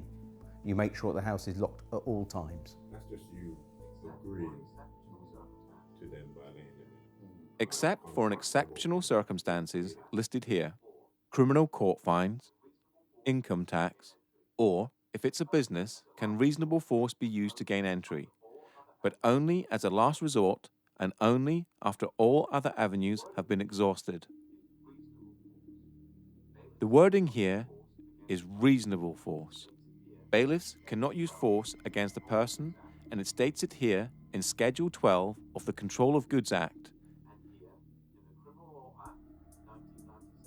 and here in the Criminal Law Act 1997, and on the gov.uk website. The problems arise when bailiffs do not understand their powers and misinterpret the words of the acts, which is easy to do as they are so complicated. Bailiffs tend to pick the parts of certain acts that suit them best. A prime example of this is when the police attend and the bailiff shows them a court warrant, walking possession order, or something of that nature, and then they show this part of Schedule 12 of the Taking Control of Goods Act, where it states it is an offence to obstruct a bailiff. The police will state that they are there to prevent a breach of the peace, and if you obstruct the bailiff, they will arrest you to prevent that breach of the peace.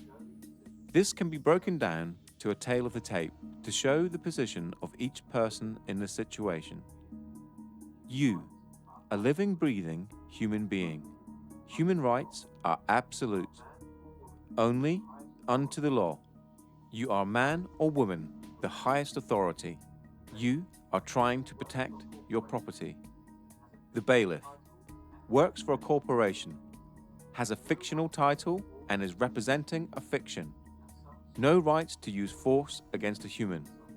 Has some sort of court order. The police officer is a public servant. You are the public and the bailiff is not. They are there to prevent a breach of the peace. Many encounters have ended with the police siding with the bailiffs, and acts of violence or arrests being made on the debtor, all because of a major misunderstanding on behalf of the police. Here's why. We have shown that force cannot be used to collect a debt except in exceptional circumstances. A bailiff cannot use force on a person. If you are standing in front of your door and peacefully resisting, they cannot move you out of the way. For an arrest under the prevention of a breach of the peace, there are plenty of case laws that show the aggressor is the one to be arrested. The main definition comes from R.V. Howe, 1981, and the following next 4 case laws define who is to be arrested to prevent a breach of the peace.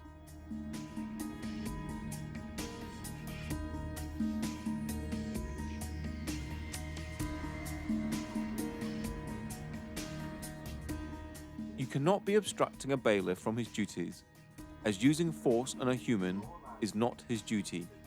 It seems trivial, but the law allows you to peacefully resist the possession of your home or property.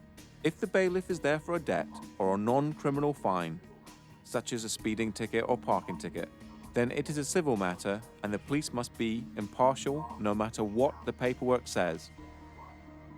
R.V. Howe, 1981, and Bibby v. Chief Constable of Essex Police, 2004, are now held as the authority for defining a breach of the peace.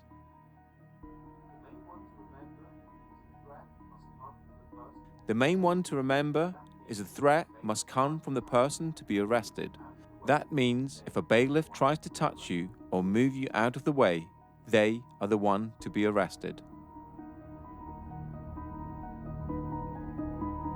Back in the day, the officer would be fucking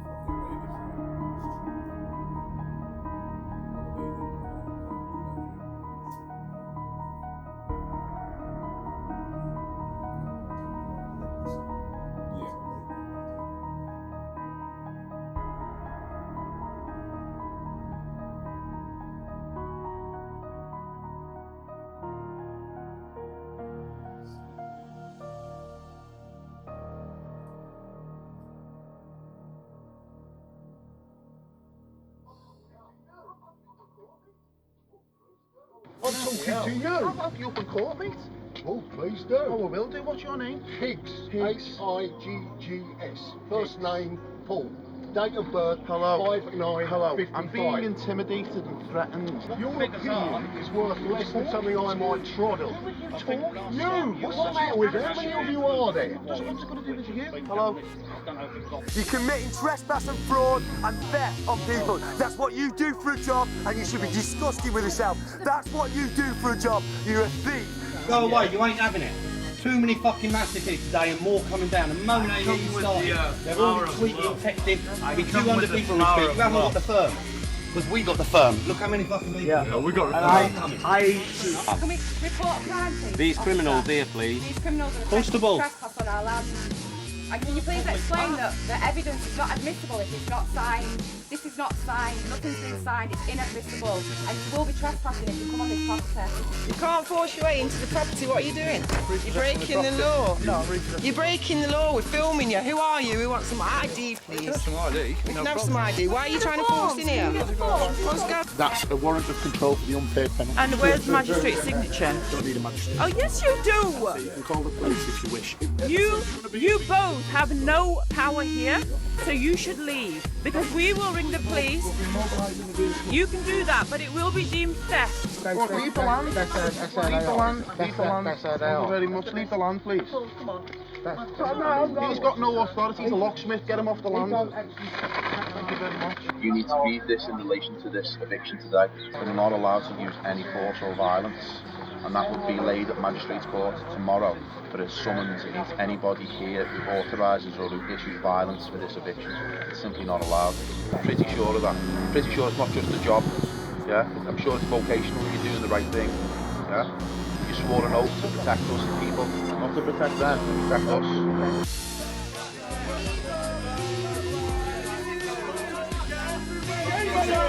This is going to happen wherever you guys go from now on. You people need to really think about what you're doing, please. before it's too late. And don't be arrogant, Mr. Koresh. You really have got a problem there. We've got Lauren to enter property. No, you haven't. No, you haven't. Don't touch female, mate. Don't touch her. Not touching her. Don't touch her. Right. Okay, I'm not touching her. You're not coming in. You're not coming in. You're not coming in. Right. TAU. TAU. Good night.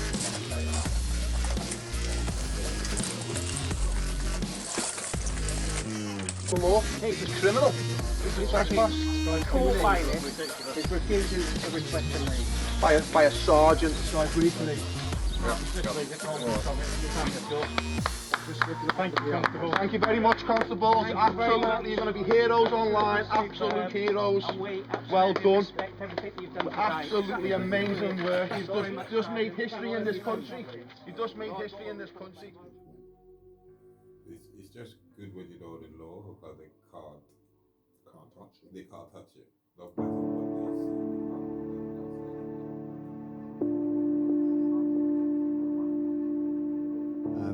In this society, there is no way of actually living free at this point. I've had the idea to find some land somewhere, buy a piece of land and build my own house and live apart from the system.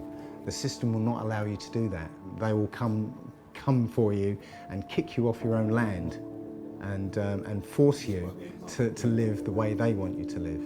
What I feel is quite important is people need to get educated. People need to start waking up and realise what's going on around them. Generally, people tend to only give a damn really what's happening when it's actually on their doorstep and it's happening to them. But unfortunately, we can't wait for that to happen. We need to realise that we're all one and the same. We all need to look out for each other and protect each other because we've got a system now that's been built up around us. We've got a corporate web of an empire that's completely taken over every aspect of our lives. So, to people who are worried about debt, again, don't worry about it. You got family, you got kids, you got real problems in life. Worry about those. Debt is not something to worry about. Fair enough, some people have mortgages. But again, as I said earlier, you start dancing with the devil, you're going to get burnt. You play with fire, you're going to get burned. You're going to sign agreements that banks own your house, you're going to get burned if you don't pay that. But in terms of consumer debt, personal loans, unsecured debt, fuck it. Yeah, you won't be able to get a mortgage for 6 years. And who's got enough money to save up to buy it for a deposit for a mortgage? Anyway, I don't know. So just don't worry. Live in love. Get Out of Debt Free we've got one piece of the jigsaw, but there's so many things that need fixing on the planet, like health, education, law, everything. There's so many pieces. And I've been at, I think, 8 different festivals this summer, and I've seen tens upon tens of, probably 50 different speakers, and all of them have got a little bit of the jigsaw. And I'm sort of just trying to see how together that we can build a new sort of reality based on fairness, because when you realise that, hang on, they're spraying stuff in the skies, they're putting stuff in our water supply, and they're cutting down rainforests, and these are all problems. Now, I've got the answer to one of these, but to change the world, we've got to sort out all these problems, I feel. The people stand above the government stand above citizens. And in America, we've taken the term citizen from them, but citizenship was actually created with the abolition of the slave trade. And it was so that slaves could be given the same rights as the free people, but without the same power. So the citizens were always going to be ascribed their rights and responsibilities by the government. And it was so that they could keep a finger on the ex-slaves. Whereas that's now been applied to everybody everywhere, and now obviously you have good citizenship classes at school, and citizenship is on the curriculum now. So all this is being not brought in for us, it's been brought in for a couple of generations' time, when it's totally normalised that everyone is a citizen who only has rights and responsibilities because the government gave them to them. And the standing as the people will be long forgotten by them. The sadness of this is that there is a lot of people out there that are involved in the commercial construct and are doing things every single day for one reason, that's basically to survive. So they have to go to work every single day and know that what they're doing is not moral. But they have to do it because they feel that there is no other way they can support their families. They are taxed to the hill. Everything that they've got, they are threatened with its removal if they do not comply. That's a very, very sad situation, because that means that the human being is being controlled by a construct and can't escape that construct. And it gets worse day in, day out. They want a way out. Ignorance is our fault. Not being up to speed with what's going on is our responsibility. We're giving our power away to people who are using it against us. People need to understand. People need to wake up to what's really, really going on before it's too late. And stop looking at the mainstream media, stop looking at the mainstream newspapers, start looking at some information that's real and is relevant, because otherwise we're all going to be microchipped, we're all going to be controlled. We can barely do anything now, having to ask the government for permission to protest against the government. Our freedoms are being taken away by the day, and people are not noticing because they're being distracted with other things, from religions, from TVs, from celebrity gossip. We need to be adult about it, we need to open our eyes, and we need to really, really see what's happening. Otherwise, we're going to be in the middle of this new world order, this complete one system of control, and we're all just going to be barcodes. And that's the way it's going. And that is the true reality of the world that we're living in at the moment. 5 years ago, when I was looking for letters to actually send to the banks, there was nothing on the internet. Nobody was talking about this, apart from Mary Elizabeth Croft, who I based our letters on. And I thought, oh, this is wonderful. And I was thinking there must be template letters out there for, after the book that she'd written. There was nothing. Now we've got websites and forums and loads of different letters out there for dealing with banks and debt collectors.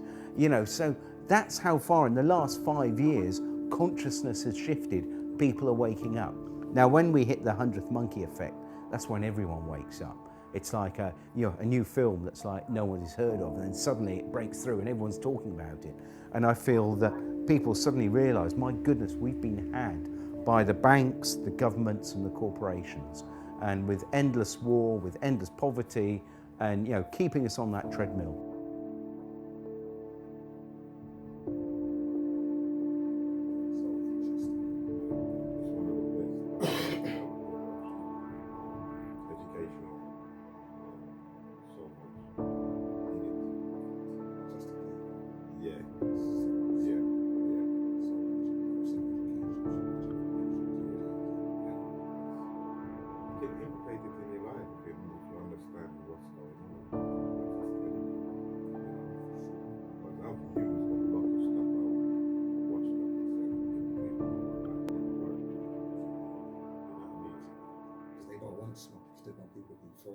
Yes, yes, yeah.